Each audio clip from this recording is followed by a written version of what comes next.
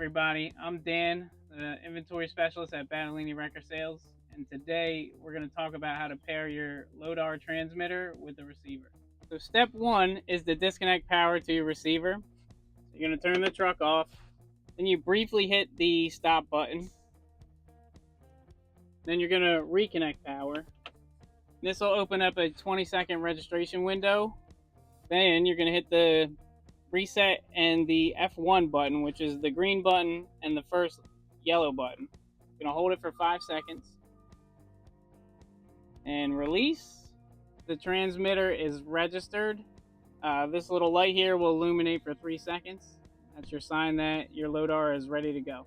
So it's going to be the same process no matter which function Lodar you have. Hit the green button and the first yellow button, hold for 5 seconds, and that should pair your transmitter with your receiver. Here at Battellini Wrecker Sales, we equipped our carriers, wreckers, and quick swaps with Lodar systems, and we also offer them online.